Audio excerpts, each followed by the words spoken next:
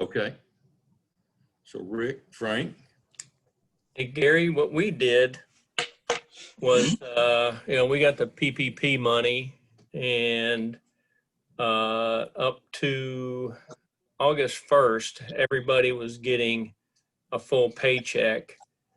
Some of the folks, we had a handful of people retire. A few of the young ladies got married, so they were off of staff. And then, unfortunately, the end of July, we had to let 7 staff members go. And those were on your team, Rick? 0. Okay. 0. And then my boss said that effective August 1, everybody has to account for, their 30 hours, 35, 40 hours, whatever it is. Of course, facilities, we're here on site, so we're accountable. But everybody who was working from home had to account for whatever their hours were for the week. Okay. Anybody else had to lay people off? Churches laying staff off? Good. Is anybody out there got, let's say, is there anybody whose contributions are what they were budgeted to be? Really? Great, Tom. Yeah, we actually been so blessed. We've been able to keep all of our staff. We've been able to do some additional projects with the money coming in because all of our expenses on site went way down. So we've just had a really generous congregation. And then where we're at, I mean, the people are blessed in their employment. Almost everybody can work from home. So it's worked out well for us and them. Great. We're in the same boat too. Good. We had go ahead. I was saying we had one of the best months we've had this year in July, which is usually our lowest month of the year.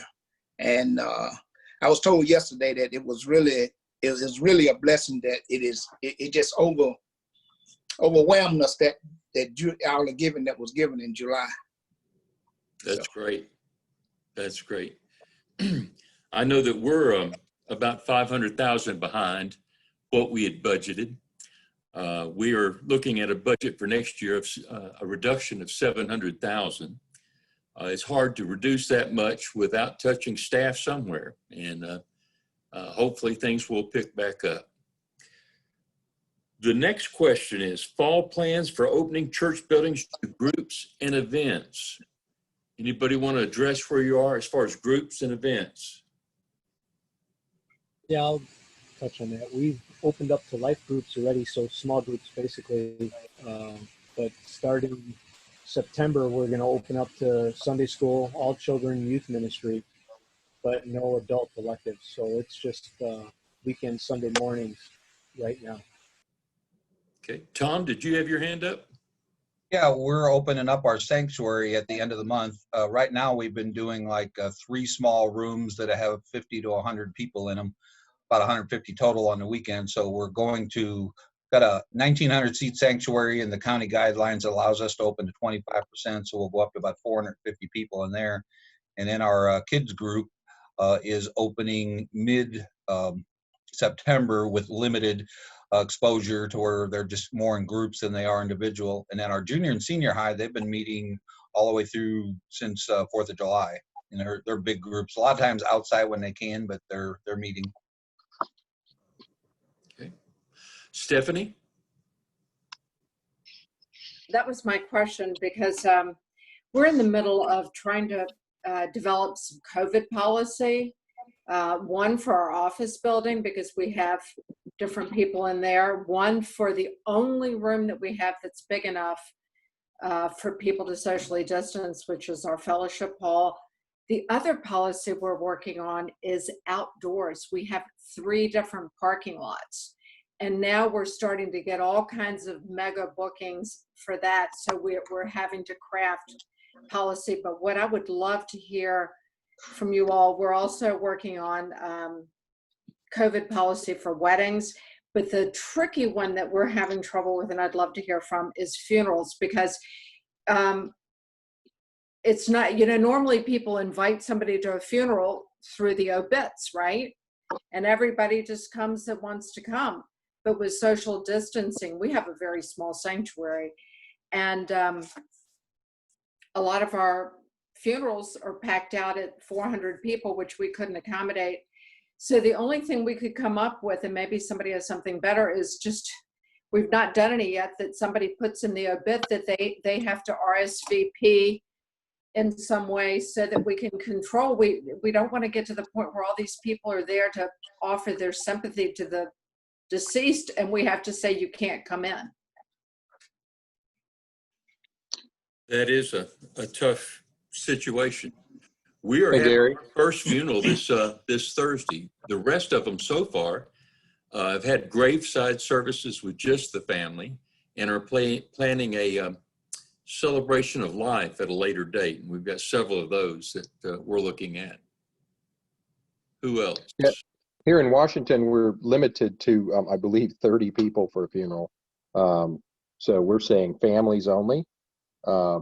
Just don't, they can have an obituary, but even for worship, we're having to do registration because we can't have, we could have 200 people for worship, but we're getting about maybe 120 that actually register every week. But for funerals, for some reason, they say it's got to be a smaller group, 30 people. We're doing the same thing that Patrick's doing. We're limiting ours to family only because what we found, we didn't do that at first, and people were getting it was so much work on the family to figure out what is the number that can fit in the sanctuary, and so managing grief and managing an RSVP system was really painful. So we've just, whatever our number is, we're just saying family only, and we're just letting the family decide who's family. Is it your best friend? That's good with us. We're not watching who that is. It just really, we found like that was a big help for families. One of the big problems we had with reopening our junior and senior high programs and other groups is you cannot control junior and senior high. They're like herding cats. Yes. And so this week we're implementing a policy, and I hope it works, and maybe it's a good idea for others. We are going to clean, sanitize the room, and then when we're done with it, we're putting a breakable seal on the door. So if you break the seal, we know that room has been used. If the seal hasn't been broken, we can walk right by that room. We know that people are going to use rooms whether we like it or not. I mean, it's just the nature of the people, but at least this way I can cut an hour a day out of my staff that having to go into clean rooms and we don't know if they've been used or not. And so we'll see how it's received with staff. I think it's going to work well. And we've been preaching to staff that we're also going to have a meeting once a week, and if you got a facility event that week, you got to come to our facility meeting, even if it's a 5-minute deal that says we're having this event, this is what we need, this is where we're going to be. Everything's on the schedule, but they always seem to spread out beyond what's ever on the schedule. So we're going to try that, and I'll let you know how this works. But I think that seal is going to make a big difference in our man hours. That's an interesting idea. How easy is it to take off those strips? Do they come off pretty easy? One we bought, it's about 1.5 inches long, plastic seal, breaks in 5 pieces.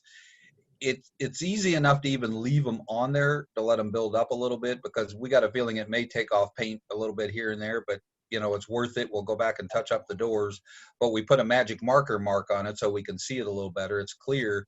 I tried it with one particular seal and it didn't work. It wasn't good enough. This one works well. And so I think it's going to be beneficial, and staff will be able to see it too. And hopefully they won't walk in the room to grab a pair of scissors and then contaminate the room, that they'll think twice about it. Right. I've got a chat from Dave Berklow saying they're using painter tape, similar to what you're doing, Tom. Stephanie? Just one of the concerns we had about using our parking lot, and we haven't gotten rolling on that, but like the youth, they want to use it, but we have high visibility. We're right in a neighborhood, not like we're on a corner. And so everybody in the neighborhood traffics through all of our parking lots. And the concern we have is people posting pictures of our youth group not social distancing. I mean, we're not there yet, but the thing about social media and meeting outdoors in parking lots for events. Anybody have anything to say about that? Gary, I got an example there. To Stephanie's point, I put one of our outside groups that really was not connected to the church at all behind a brick house that we owned, so that you really couldn't see it from the street for that very reason. And what I wanted to say to Stephanie's concerns was that our staff, and it's really a church and a staff leadership idea, mantra, their feelings about this whole COVID thing, it leads this answer to the question. But in our case, our staff want to pull back a little bit and let what the governor determines or the CDC determines be the driving force. The church is not the bad guy. So we let that be the foundation of what we do. So we've let an outside group like the chickens, they sell the chickens out of the back of the transfer truck. We let them do that here. We've had a big group come in. We did a mobile blood drive the other day, let the blood mobile come in. And all we did was open our restrooms, but they did an outdoor mobile machine. But so we've done a lot of these outdoors things, and the youth are also using the outdoor area, as she's saying, and it is near the street. And so to some degree, if there's going to be a PR battle with the church, if there's any chance that we're going to get bad publicity, I think our leadership's going to step back a little bit and say, we don't want to fight a PR battle. Not that we want to be, driven by the mob, but I think our leadership does have a lack of a conservative approach, i.e. they go with the governor's suggestion as the maximum or the minimum, you would call it. But then if there's going to be a PR battle, they will go a little more conservative. We've got several different parking lots. We've got a couple that are being used a lot, but they're in the back of the church, not visible from the street. We do have a lot of people that cut through our front parking lot. That would not work. Anybody else on that? Okay. Hey,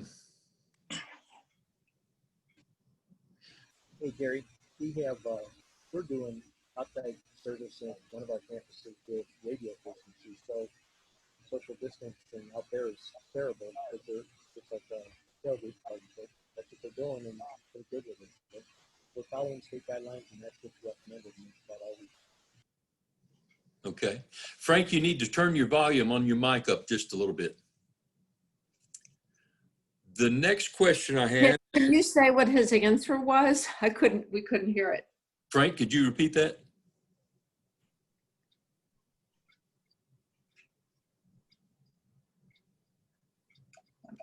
We had outdoor parking with radio frequency, so people were just social distancing. They weren't social distancing. It's like tailgate party is what they were doing. So it was free for all, but we're just letting the state guidelines dictate, so we can't.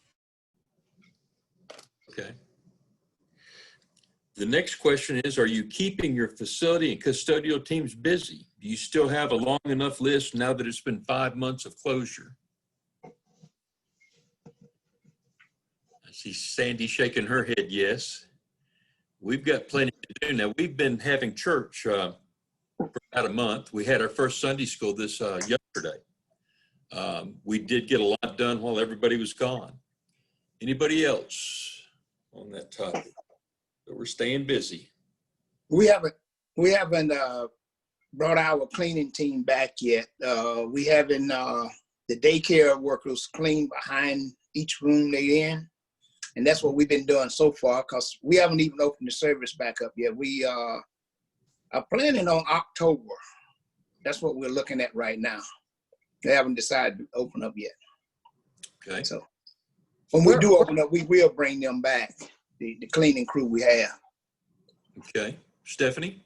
No, we're having trouble keeping our off-peak crew, which is 5 people. We have anywhere from 70 to 100 events a month normally, and we have a lot at night. And so, yeah, we're not having those. So we are having trouble keeping them busy. Okay.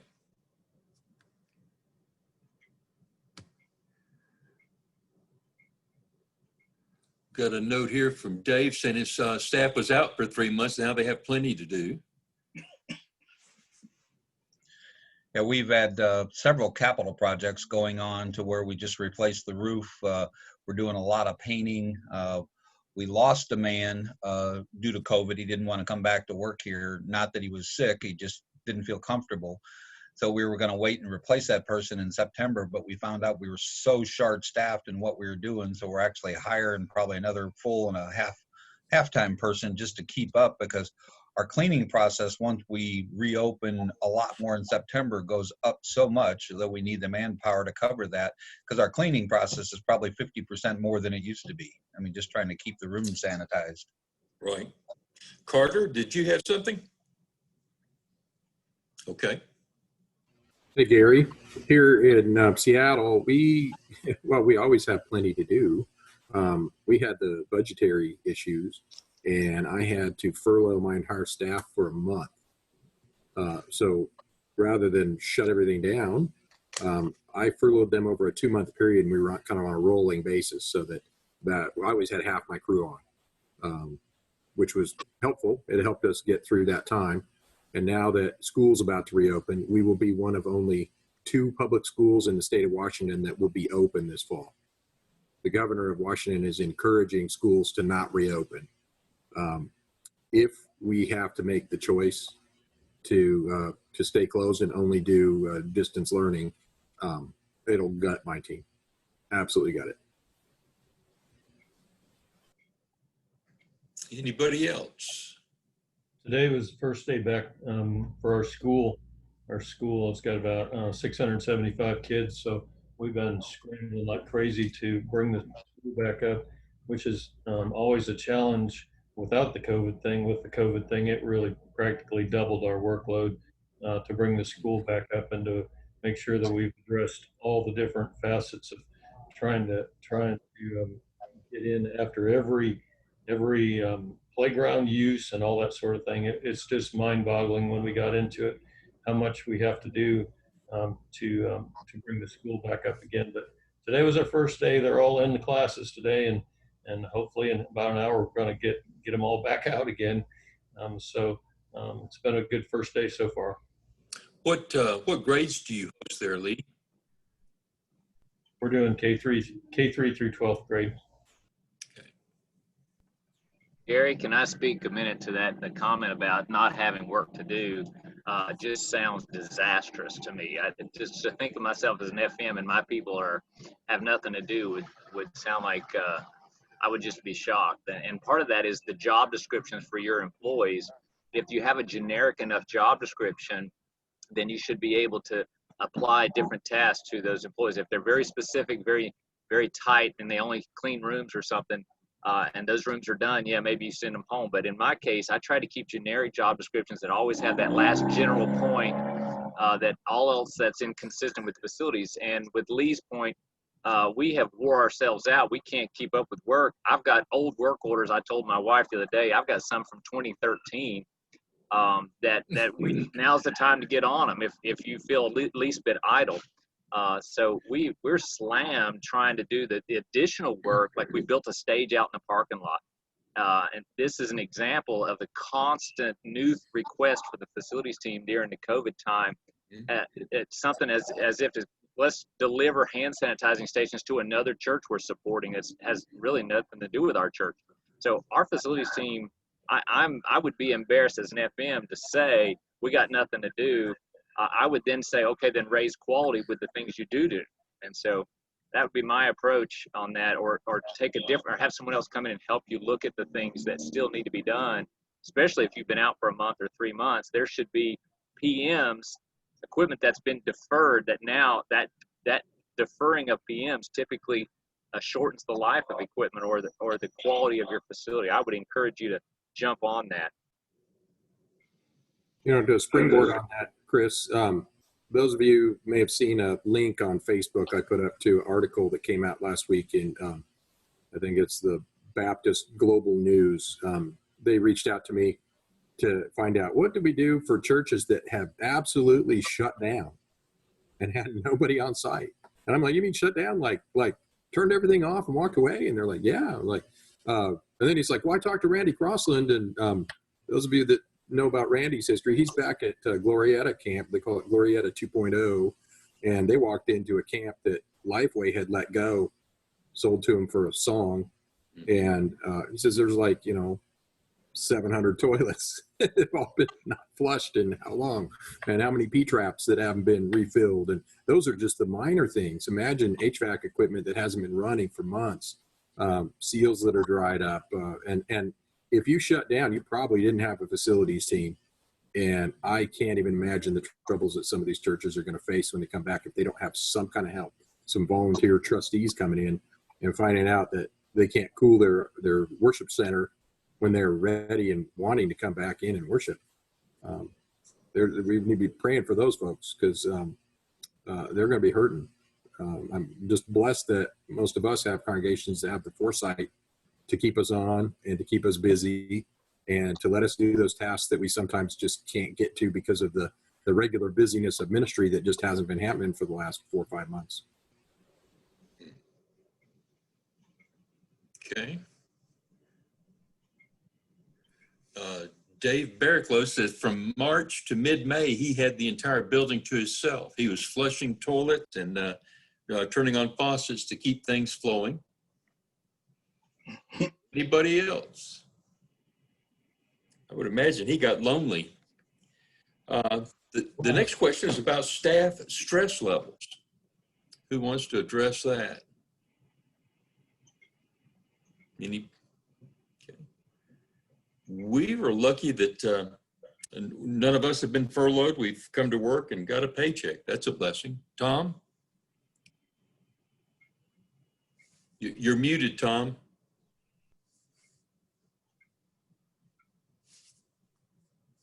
There we go. Last week we had a staff meeting with our facility custodial chief and our maintenance chief and myself with the director. And we had about an hour and 15-minute just, okay, you're going to hear what's going on session, and please just wait till we're done because we got a lot to say and we're pretty upset about it. I mean, we've been taken advantage of just over and over again where they expect facilities just to jump in like they normally have, and nobody's scheduling things the way they need to be detailed wise because we have to know when you're in a room. And we ask them, and it's like, how are you going to handle it when a facility member comes down with a positive test and we have to shut down the facilities department for the next 14 days? I think I got their attention.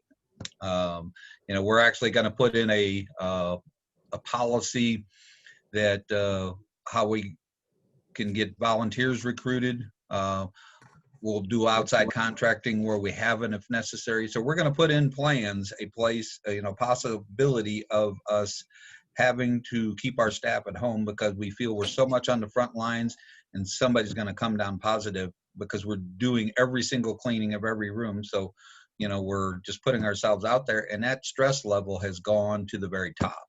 And I think after we had this kind of blow up session on Thursday, he heard us and everything just kind of calmed down a little bit. So I would recommend on a weekly basis that you talk to this because your staff is nervous. They're scared. We're all scared.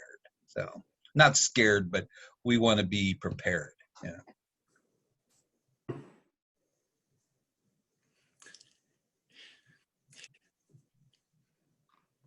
Gary, I would just say, and I know I talk a lot here, but that as leaders, that we have to recognize that there is an additional stress level with our employees and with the staff above us. Maybe there is really that additional stress. It just exists, and we have to see it in our own hearts and minds. Even if you don't watch the news, you watch the news, or your employees are watching social media or they're watching the news, and there is just additional stress level.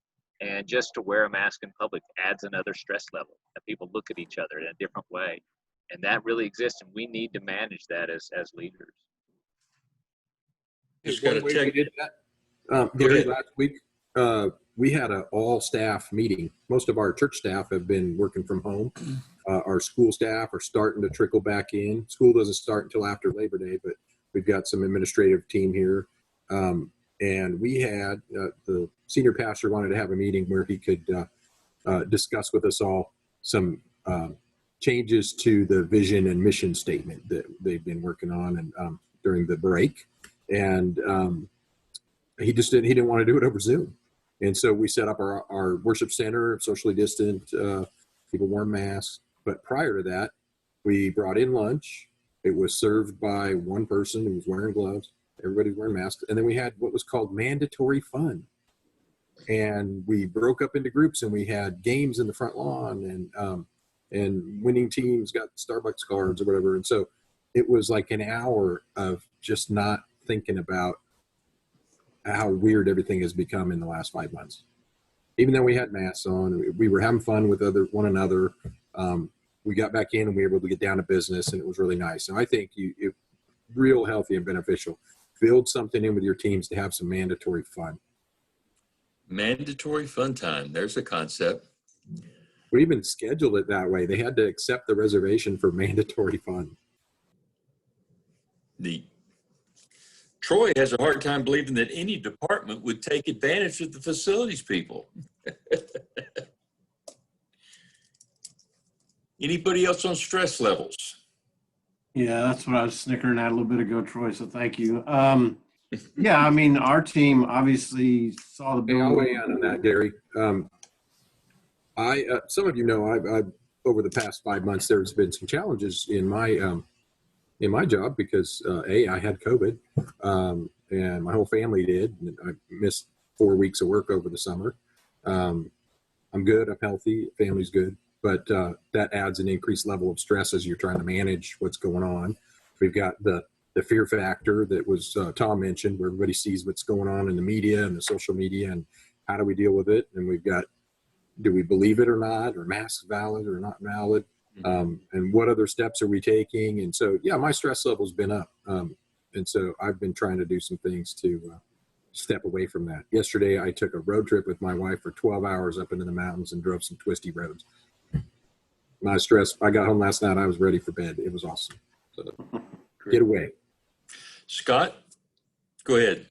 Yeah, again, I was laughing at Troy's comment there. So, yeah, I mean, it was very difficult to explain to your team why you're here when nobody else is in the building. And, there were some, I won't say heated team meetings, but definitely some challenging team meetings explaining to our team that they're essential and they're needed. And, all we need to do to protect ourselves is to be socially distant and wear our face masks, gloves, and whatnot. But I was really grateful for our church that, we haven't furloughed anybody. We haven't laid anybody off. Everybody got paid even when there were weeks that we weren't even required to be in the building. So I had to remind the team of that as well, too. So, but yeah, I mean, I'm grateful for our leadership that they've addressed that, not only to our team, but to our staff as a whole, because it's very different. We were talking earlier about, the isolation that we've all felt through this, and how bad that is for you, and how it can turn your normally positive attitude negatively. So, yeah, been doing a lot of praying. Been doing a lot of just soul searching on how to keep morale up. And I love some of these ideas. The mandatory fun time. Love it, Patrick. I'm going to grab the team here and go play horse in the gym. So thank you.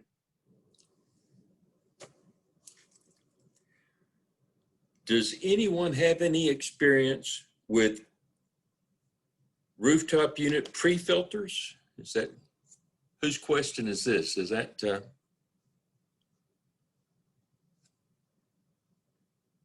anyone have experience or knowledge about RTU pre-filters?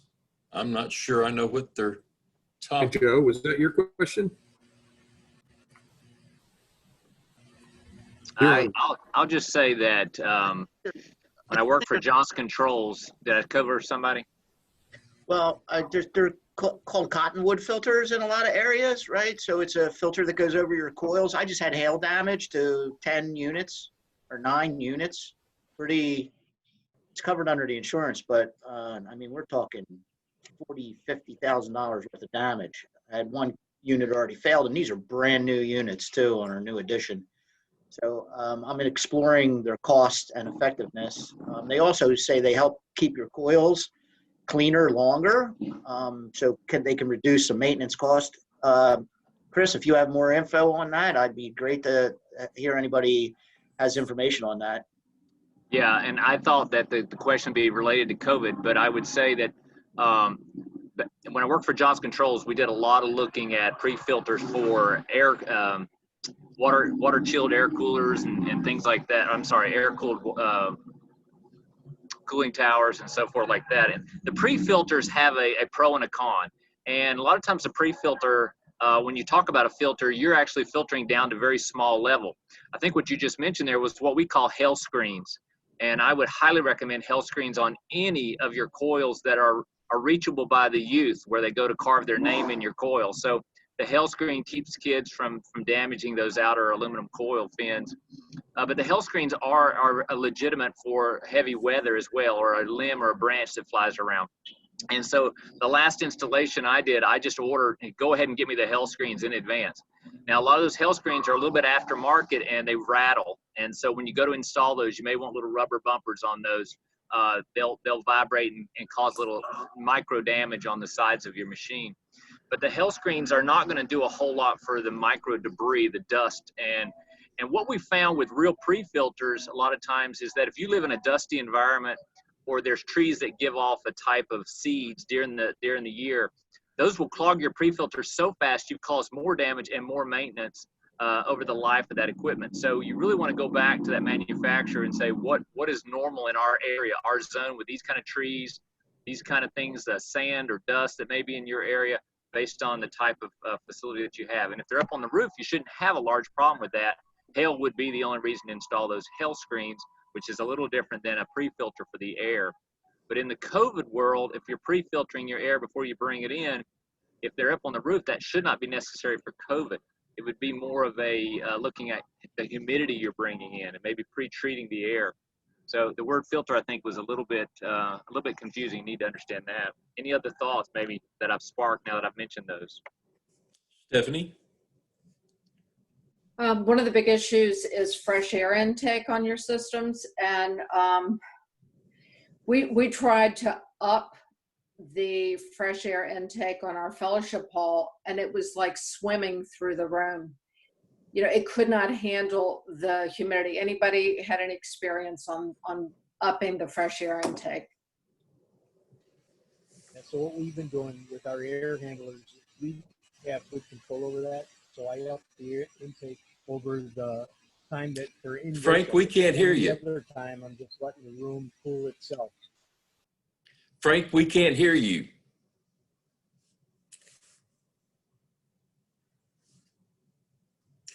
Frank, go to the chat. Go ahead, Tom. You're still muted. You're still muted. In the past, I've used especially on smaller units, like if they're residential units on up to about 5 or 10 ton units, they make a filter. It's a mesh that is, it's almost like cotton, and it comes in a roll, and you can actually fasten that to the outside of the coil, and that does work well with any kind of heavy dust or cottonseed or something like that. And you might have to change them, you know, every 4 to 6 weeks, but they are very effective versus having to go up there and spend hours cleaning a coil. Because we did that where we had some heavy dust and dirt areas that we couldn't control. So, but we've used them effectively. Let me speak to the cooling of the room, the additional outside air real quick, and maybe this will spark someone else's thoughts. When the AC unit is not designed for 100% fresh air exchange, you will always, especially in areas where there's high humidity, exceed the capacity of that engineering design. So what you could do is buy another dehumidifier from Lowe's, run a couple of dehumidifiers in the room at the same time. They make dryers, they call them, or dehumidifiers that you would install inside or at the supply duct of your AC unit if you can do this additional work before you start bringing in all that fresh air. Or you need to monitor humidity levels on the day you choose to do that. So that is definitely a design issue and should be built into the natural design of your equipment. So if you're trying to exceed its original design, you likely will have those issues, or you have to very manually monitor humidity levels on the days you hope to do that. So I have a piggyback on that because I'm dealing with similar things. But Stephanie, I live where I can get free cooling 90% of the year. And my system was designed, actually, it was an upgrade to my rooftop units 10 years ago that enabled me to have variable speed on my regular rooftop unit motors. And so we can get a energy savings.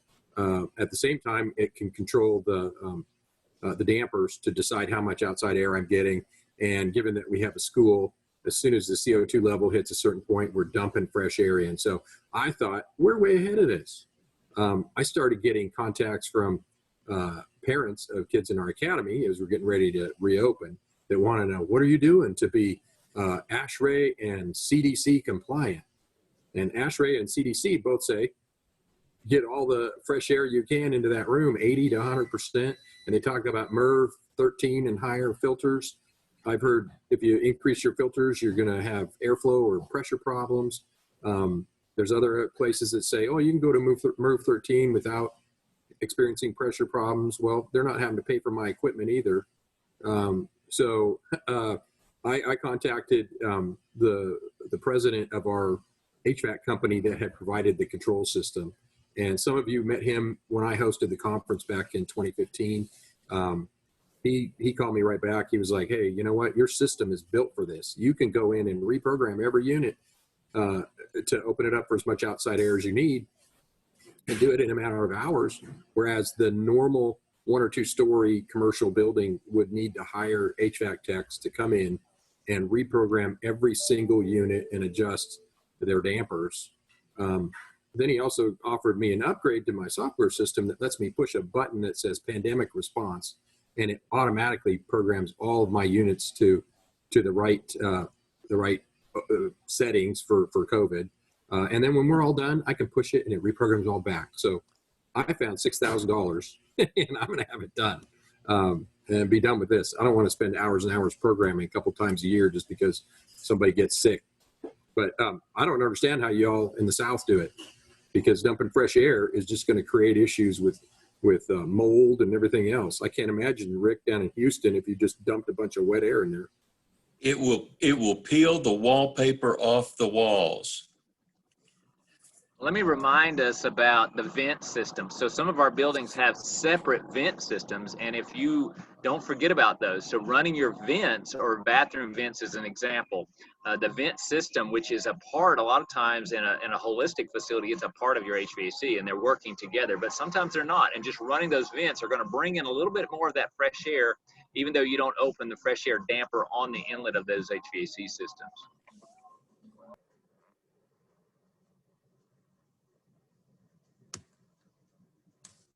Okay. What is the friendliest disinfectant based on smell, economics, and green? Has anybody found something that they really, really like?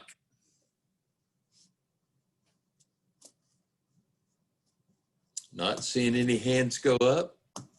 Waiting for Frank to weigh in on Pathosanes.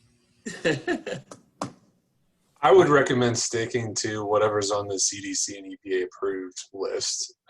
That minimizes people being upset and minimizes people asking questions. If you say the disinfectants, the sanitizers that we're using are all on the CDC recommended and EPA approved list, that usually shuts most people up. At least it has for me. Good answer. Good answer. Anybody else? Okay. You know how I like to talk, Gary. So we had a mother and a volunteer really get freaked out about the chemicals we were using and got the children's pastor involved and Carb and a couple other people. And we said, okay, make a recommendation. And after her recommendation, we were able to then explain to her why her solution was not even possible. So if you imagine these sort of the tree hugger approach to non-hazardous, make your own chemicals, and we're like, how do we show someone the SDS? How do we show someone what that safety data sheet says? And our employees, and we have government law that says our employees have to have an SDS. And we started just going down the list of all the reasons we could not do what this mother had recommended.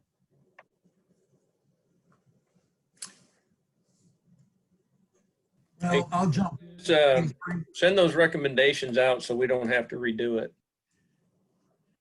Am I on here, guys? Yes, we can hear you, Ken. Hey, seeing Frank didn't jump in. I've been on Pathosans longer than Frank, and the Pathoside product has no odor. It's fully responsive to the COVID and stuff. So to me, that's a win. There's no fragrance, there's no odor, and yet it does its job great. So, but it's a system you got to invest in. Yeah, Ken, ours has been in place for a month now, and we love it. It's great to be able to just reload every electrostatic sprayer and spray gun, and to be able to hand spray bottles to any staff person and know that they don't have to worry about PPE. That's awesome. Very much so. I agree with that, Frank. And then the other piece of this whole thing is the SDS side of it is so safe, and we make it on demand, so it's always fresh. We always have it. There is now available, if anybody wants to even try it, the company has started bottling it in 5-gallon jugs. And you can actually order it if you didn't want to invest in the system. You could just buy 5-gallon jugs and give it a try.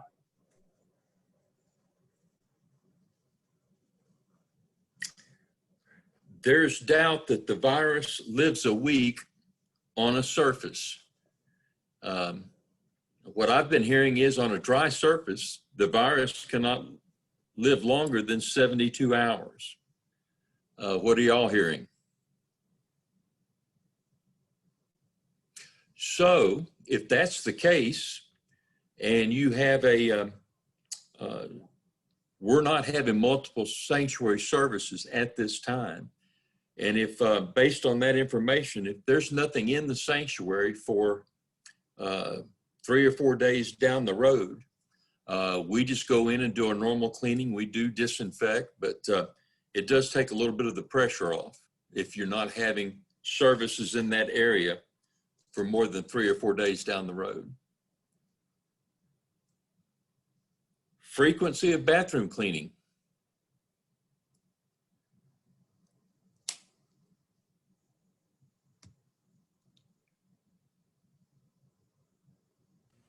Well, I can weigh in on that. For school year, we're looking at cleaning each of the restrooms, or at least, let's say, disinfecting or sanitizing the restrooms 3 times a day throughout the school.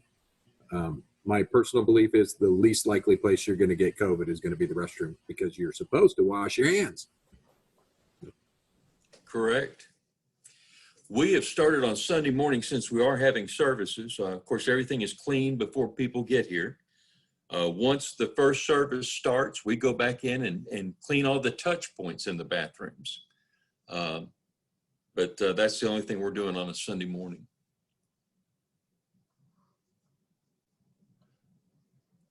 Davis. We're gonna disinfect in between services, in all the touch points and all the pews. You know, it doesn't take a long time, and then we'll allow the appropriate dwell time. Just makes everybody feel, to say these words, to talk about the disinfectant, just offers another layer of comfort to those who come. Hey, Gary, we're not open yet, but we've installed all touchless faucets and commode and urinal handles. So that's been quite a project, but gives some people a visual sign that we're doing something. So I'm sure when we do open back up, I mean, we do have a limited staff here right now. We go in and clean every day. But when services back up, we'll do likewise and clean probably between services and after they start and so on. I'm sure I'm not the only one that has had a pastor recommend doing something that we both knew was not going to help the COVID, but telling members we did it would make them feel warm and fuzzy about coming back to church. So I know I'm the only one that's happened to. The dog and pony show. You're not going to share more on that, Gary? I am not. Hey, I had one of our admins came to me a week ago and said, "What are we doing to block off drinking fountains?" And we have the bottle fill feature on ours, so we want to encourage that. We want people to fill their own bottles and not be bringing plastic and not be touching everything. We've even removed all dishes and silverware and everything from our break room. Everybody's got to bring their own lunch. We may not even allow them to use microwaves when they come back. But for drinking fountains, she was worried about the spout. And she came to me with this idea of a plastic cup set over it, wrapped with a laminated sign that says, please don't use due to COVID. And I'm like, oh, okay, that sounds reasonable. Let's try a few. Well, I couldn't be like a half hour later, I start seeing ads all over my computer for these. Chris is laughing. He knows where it's going. They're locks for your drinking fountain. They're red. They look like something that goes on your fire system outside on your fire department connection. And they got a padlock on them. And I was like, how do you lock it to your drinking fountain? But it has a little ring, and then you put like a pipe clamp that holds that ring down, and the other thing clips onto it, and then you put a lock on it. And I'm like, well, I would save the lock money. I'd put a zip tie. But our method with a little caulking is going to work just as well for pennies, not $40 a piece. We just turned the water off. Well, we want the water to be on for our bottle fill. It shuts off for the whole unit on ours. Okay. Yeah, Frank's saying he just unplugs his. Go ahead, Stephanie. I just wanted to circle back real quick. Our church, 80%, nobody wanted to come into the building, period. So we're meeting in our parking lot. And I just wanted to say a big shout out for painter's tape.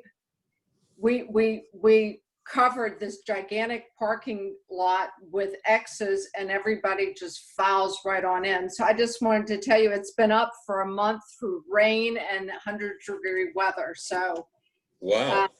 If anybody is in that situation, randomly, for us, it's been a huge success. Okay.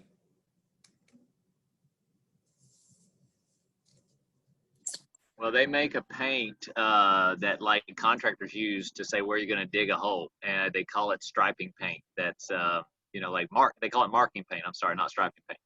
And it's supposed to only last like 30 days out in the weather. And so I agreed to use that on our patio, and it's already starting to slowly wear away. But it's the kind of paint that if I had to, I could go out there with a pressure washer and remove it all. But it's really held up fairly well now since we started back in March, and all those little blue squares I put out there are still there. Okay. Fogging. People are using foggers. Okay. There's a question. It says fogging, especially with a humid climate as it is. I'm not sure what the question is there. You find fogging is affected by humidity?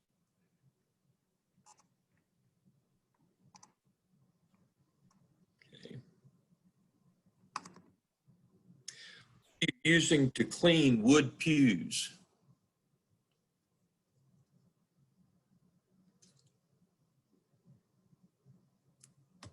What are you using to clean wood pews? Dawn dishwashing detergent and warm water.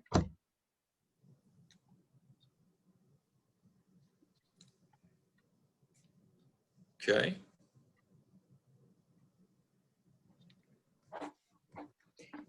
Put some disinfectant in a backpack sprayer and walk through the halls and spray everything down. Goes pretty quick. Yeah, but you have to clean before for pews themselves, you have to clean them before you disinfect them. Stephanie, did you have your hand up? Yeah. I just was curious about the thing that was said about the humidity, that if you have, like, I think Sandy was talking about multiple services, if you do that and then people are sitting on wet. Well, it doesn't really, it's a really fine mist.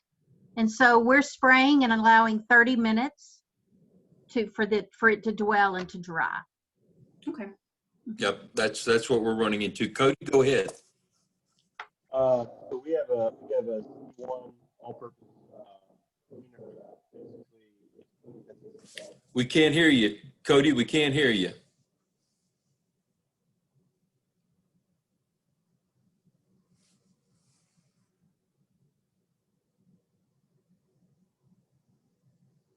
Anybody else?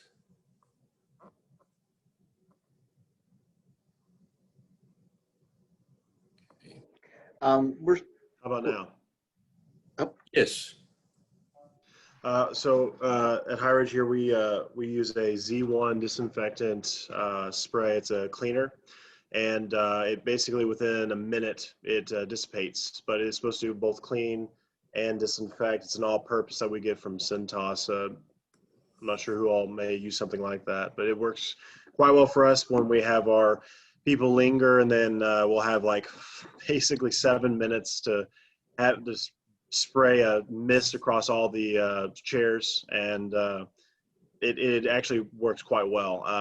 The seats are pretty dry. Now, granted, they're not pews, so I don't know how relevant that is for some of you, but maybe that would be a help. Okay, Joe, go ahead. Well, we've been doing this similar thing since we opened at the end of June. So between the first and second service, we have stackable cloth chairs. They have metal frames though, and I ordered an electrostatic sprayer, but I haven't gotten it yet. So we use a backpack sprayer with a fine mist with a neutral pH type N disinfectant, and we get good coverage. It dwells, it stays moist, and it dries within maybe 5 to 10 minutes. And I've started to use it actually on some of the railings and other contact surface door hardware. And after you're done, it's got, if you touch the surface, a metal surface, it's got really good coverage. So, I mean, I'm not saying it's perfect, but it's a good solution for us now. It's quick. And we're planning on opening for children and students maybe mid-September, unless that changes. But I think I'm going to use that downstairs between services to do the children's area too. It's quick, and we feel it's pretty effective. Okay. Hey, Gary. Yes. I wanted to ask Frank, was he using, not using a sprayer, but using a fogger because he could apply more volume, or because with the electrostatic sprayer, you could only wrap metal?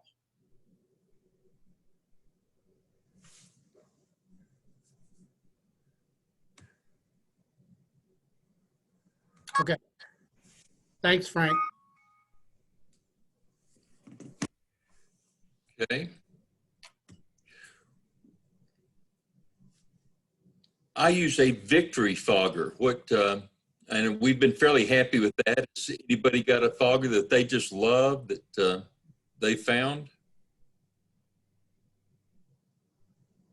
I know one of the things when I started looking for electrostatic sprayers, it was after COVID had started, and I'm online looking at these ads, and you notice that the ads, the grammar is incorrect. There's misspelled words. So you know this is probably a Chinese company that has just thrown something together to try and take advantage of the situation.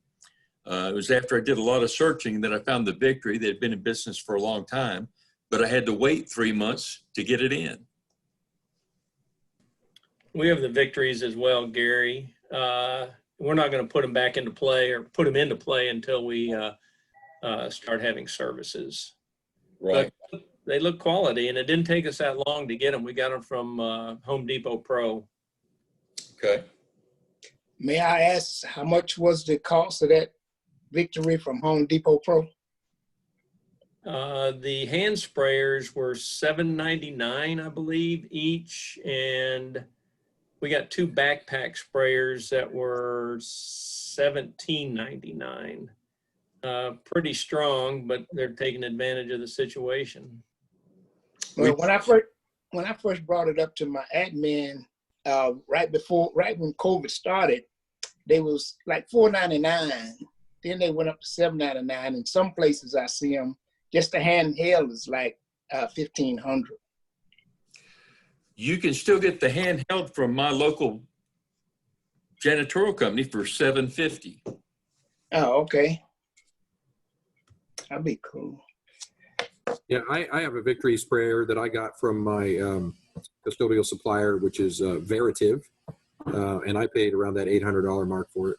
Well, I should have paid that, but because it was in their warehouse, had been sitting there a long time, I got it for $600. But it quit working, and Victory swapped it right out for me. It was awesome. Didn't take maybe a week for mail. Amen. That's cool. Gary, I wanted to, I know we're getting shorter on time, go back to Stephanie's initial request about policies. And I know there were several policies that got passed around either on our forums or via the previous roundtable. But policies are going to be very specific to your location, your state, your county, and your church and the leadership there. But the one thing I was reminded of is just this week, our leadership realized we needed additional HR policies.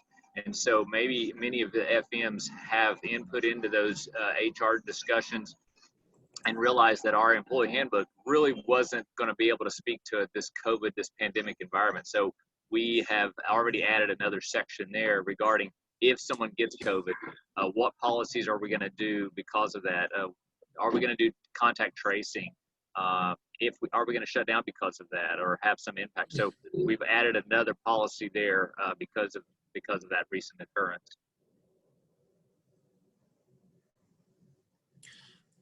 I know I'm getting tired of going into a restaurant and putting my arms or hands on the table, and it's sticky from all the times that they constantly applying disinfectants between every serving.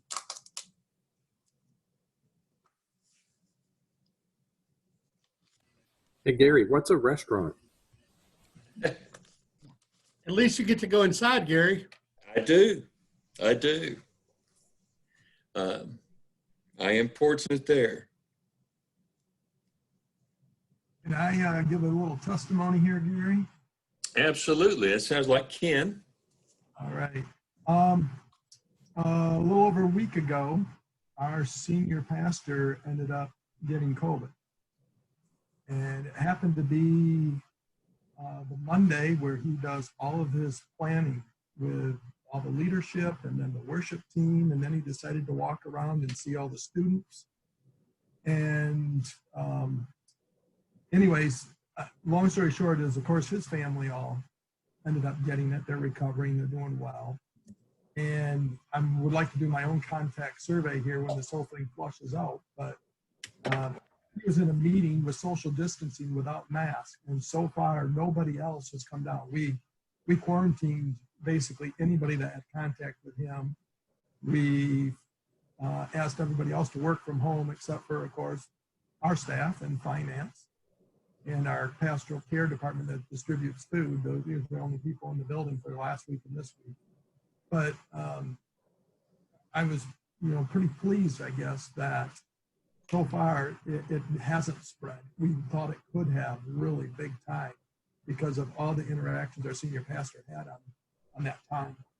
And but just being in the room, he didn't pass it along. They kept their 6 foot plus distancing and stuff. So we're very thankful.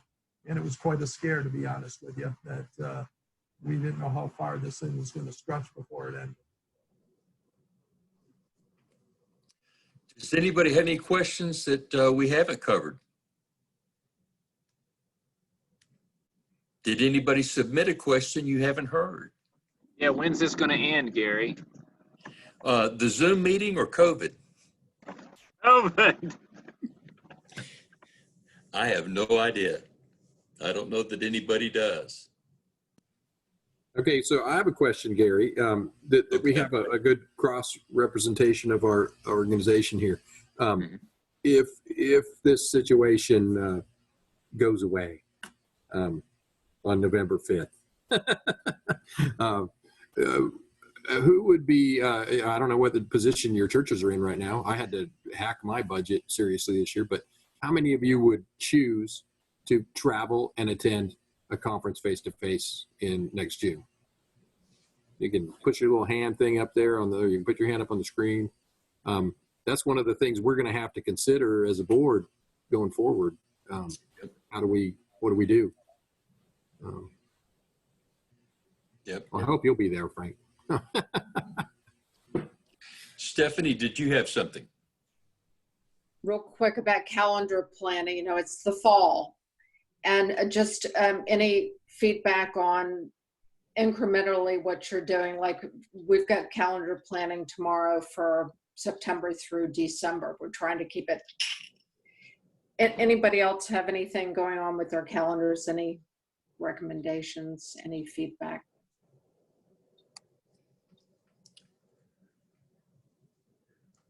We are opening back up to in-house groups. We are not doing anything for outside groups.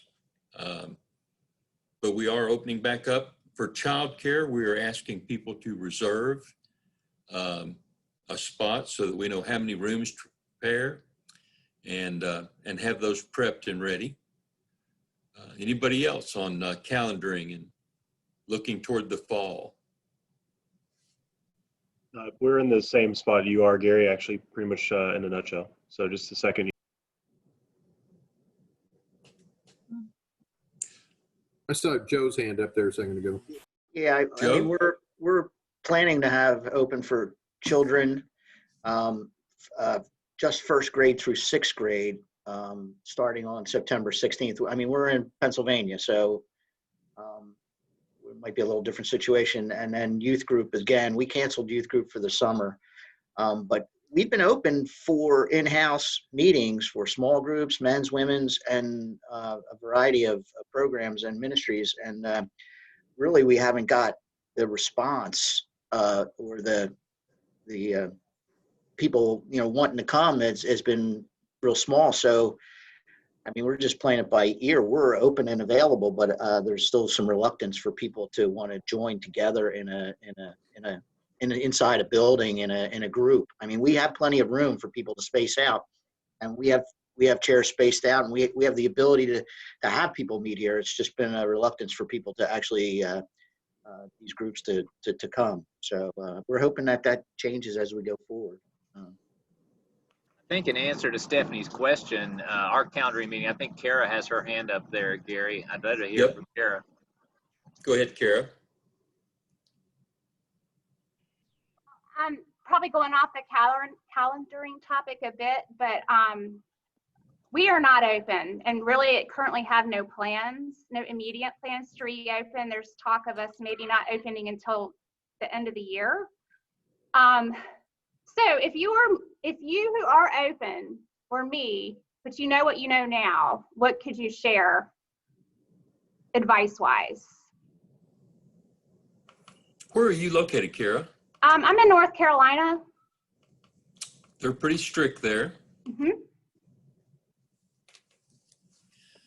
Well, we are open and we are in North Carolina, but we just shut down for 2 weeks, still doing the online. But during our calendaring meeting, I would just say that what we did was we took an approach where we're doing planning, even though we don't know the actual date, because we want to honor the governor and we don't want to be in civil disobedience. So we do the planning. For instance, we ask our children's ministry, you come up with a really great plan for when we can start back in a limited access for the children's ministry.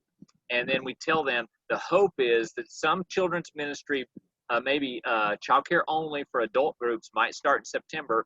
That's tentative. So we went ahead and wrote that on the calendar with some tentative approach. And so those ministries were still doing work to plan. And so you can say, well, we got a phase 1, a phase 2, and a phase 3, but the date of those you may not know them, but everyone's doing the work to plan what phase 1 looks like, what phase 2 looks like, what phase 3 looks like, even though we don't know the actual date. Carol, we've been open for several weeks. Initially, you had to reserve a spot. And by doing that, we had everybody's email address. And within the first couple of weeks, we had one person that attended a sanctuary service, which is our traditional service, that tested positive. And then a week later, we had someone that attended the contemporary service that later that week tested positive. And so, it just creates a lot of extra work to make sure that you've got everything clean and disinfected. But since then, that was early on. We just haven't run into many problems. Now, we've been lucky, but knock on wood. Anybody else? I'd like to ask Charlie to expand on the question he posted in chat. He may be the only one from California in here, but I right? know that they may be the only people that are on more lockdown than us here in Seattle. Yeah, I just wondered if there was anybody else in California. We're the last county. We're in San Mateo County. We're the last county in the Bay Area to get on the watch list. We got on the watch list just as the state of California is having trouble with their reporting system. So our county government is even concerned that maybe we shouldn't even be on the watch list. But it does limit what we can do. We were just preparing to reopen indoors. And by the way, the last roundtable was extremely helpful for me. So thank you, all of you.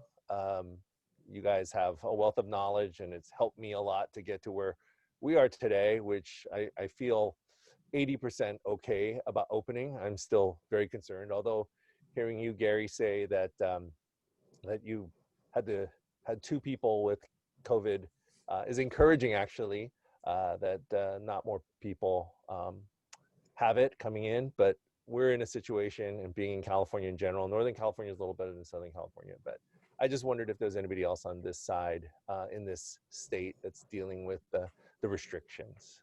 Anybody else from California online? Okay.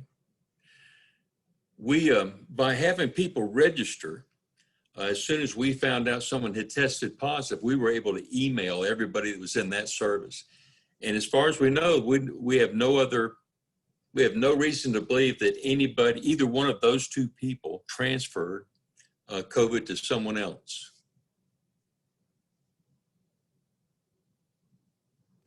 We actually had a church camp out a couple weeks ago, which I thought, wow, we're going to, it's outside. Everybody's in their own tents. Everybody's staying separate in their own family groups. And then Monday came and found out that one of the couples that was there had tested positive for COVID. Now we wondered, how do we spread that? What do you say? You've got to protect people's privacy, but there was a lot of people camping. And the way it came down was that our pastoral leadership said that was a couple that we never saw really socially interacting with other groups. They were pretty much self-sufficient. They showed up at the worship time and baptisms in the lake and that kind of thing. But our lead pastor had shared a microphone with this person, one of them. So our lead pastor and his wife got tested and came back negative, and then we just kind of let it. I think they sent out a notification to the campers and just said, hey, somebody had tested positive, but and we don't believe you were in proximity to them for any length of time. So this is the part that makes it difficult, is the contract tracing that goes on through the health department. They're going to ask the people that are positive, and they're going to say, who are you with in this period of time? It could be anywhere from 48 hours to 2 weeks. I've heard varied. So what we're looking at here, when I had it, I called in and I said, here's everybody I was in contact with the previous 4 days. And the 2 days before I was tested was a weekend, and I was at home.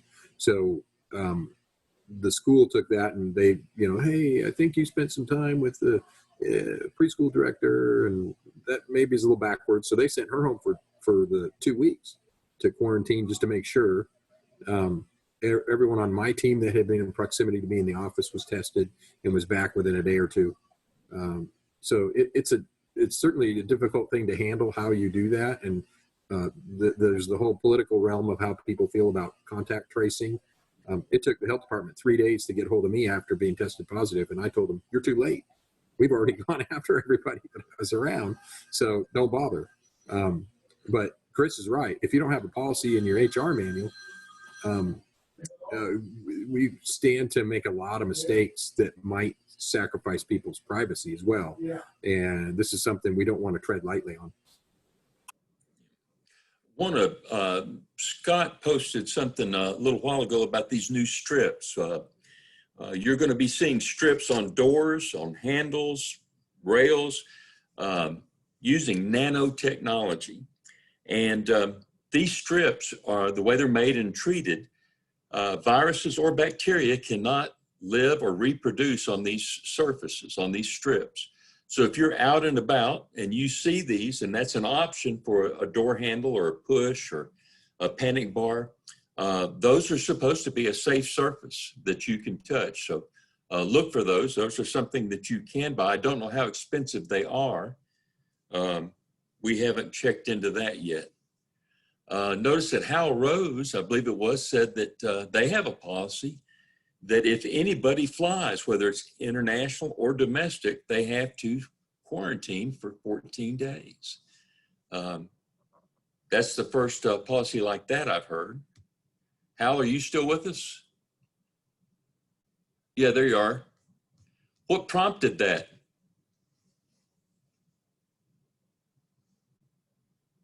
Hal? Our senior pastor and some other of our pastors tend to travel a good bit. And so I think there was concern that they would keep traveling and bring it back, I guess. Or maybe they just made it to make everybody stay safe. I don't know. Okay.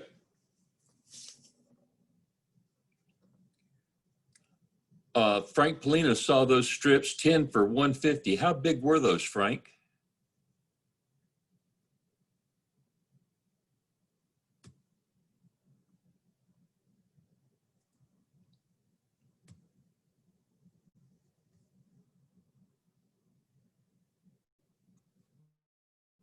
The strips I saw were pretty expensive too. They were probably 3 by 10, and they were probably about $10 a piece. Okay. Well, I have bought a product from ServiceMed that uses nanotechnology, and on hard surfaces, it says once you apply this, bacteria nor viruses can live on that surface for 4 weeks. We're not using that on fabric, but on our conference tables and meeting rooms and areas where it is a hard surface, and we're using it multiple times a week. We do apply it with the Victory Fogger. It does have an EPA registration number on it. It's very expensive, but with the fogger, it goes a long way. That might be cheaper than those strips. Oh, I would think so. You do have to reapply it though. I think the strips are good for about 6 months is what I've heard. Anybody else? But Gary, can you hear me? Yes, I can.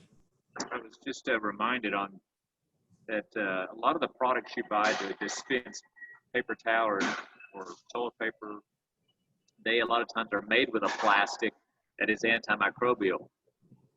And so when you're considering the products you install on your campus, they may already have that quality. I wasn't aware of that.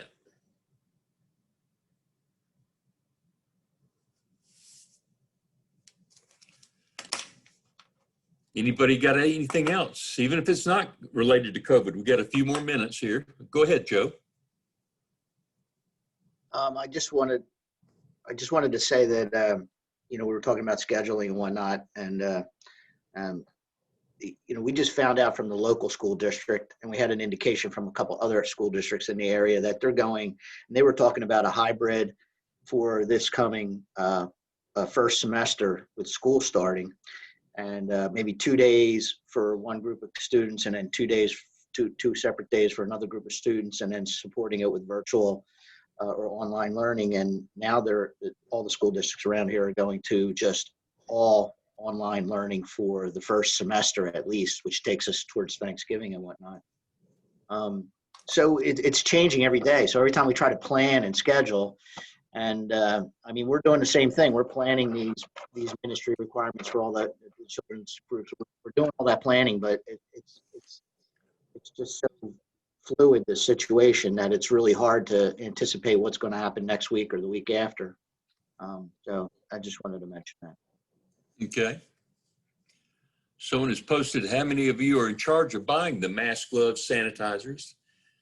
We do buy the sanitizers. Our pastors have been buying the gloves and the mask. I don't know whether I want them to buy thermometers anymore. They bought a bunch of thermometers to check people's temperature. I started checking my employees every morning, and none of them had a temperature over 95 degrees. So I'm wondering about the quality of what they purchased there, or my employees dead, one of the two.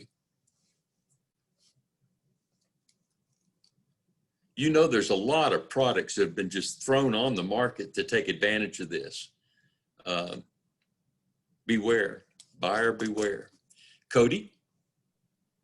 Actually, that kind of comes in our favor a little bit. We actually have custom masks with our logo for High Ridge on it, and it's actually been a lot. We've heard a lot of good feedback with the conversational starters. Just like, oh, you go to High Ridge, you know, I mean, you're wearing it on your face, you know, so we can actually take that to advantage. There's a good percentage of people out there that are just not even scared. They're just out of the habit of going to church, and we're actively pursuing that and trying to rekindle those relationships, whether it be online only or being able to at least do online groups through Zoom and things like that. So there's a lot of things going on here. I just want to state that we definitely can put we can take into consideration and try and turn into an advantage, not be so effective. That's a good idea. Stephanie, go ahead. One of the things we're trying to head off for crazy making is with like the hand sanitizer and the wipes and the this and the that is we're starting to splinter out into all these groups that are doing outdoor. We have 12 parish groups that are meeting, and they all want the same thing. So I've just had each ministry person that's in charge of whatever their events are and whatever they think they need. I have a staff member that's doing the ordering for them.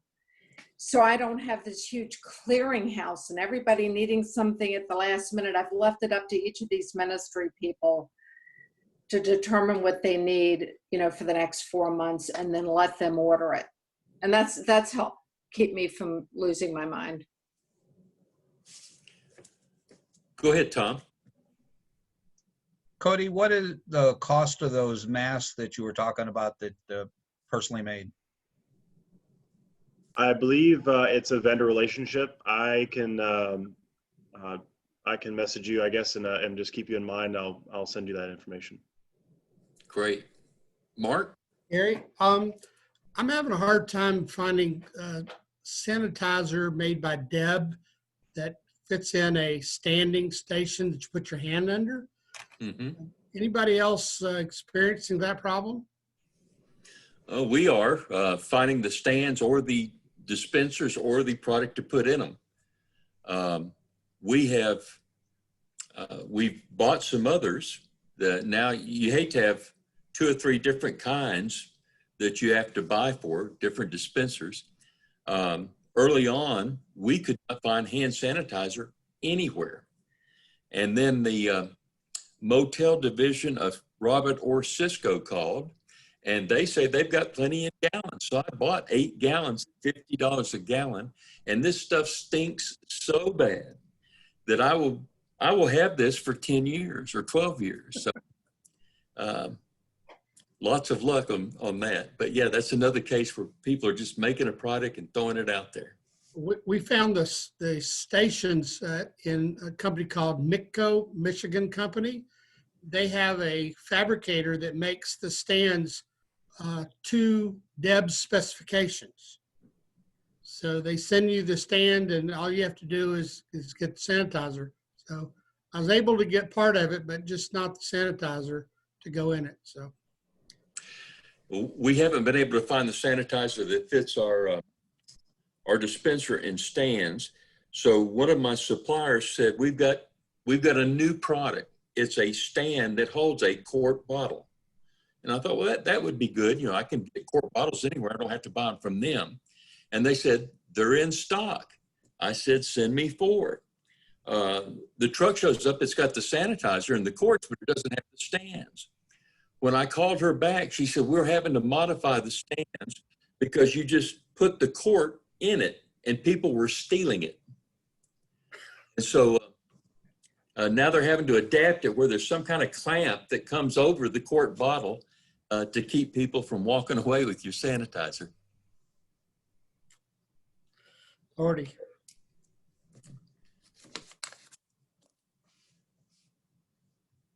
Catch on the chat.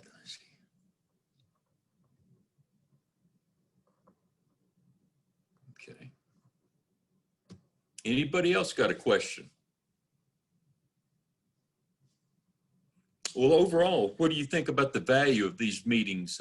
Is once a month good? Is that okay? We've received a lot of good feedback after the first one, both through the website and just people calling and saying this was good and please continue. Hopefully, one of these months we won't be talking about COVID. That would be nice. I'd like to move on to another subject maybe, but anybody got a final word? Well, blessings to you. I love you. I love what you do for your churches. And I pray blessings on all of you. Stay safe. Watch for announcements on our next meeting. And until then, I'll talk to you later. Bye-bye.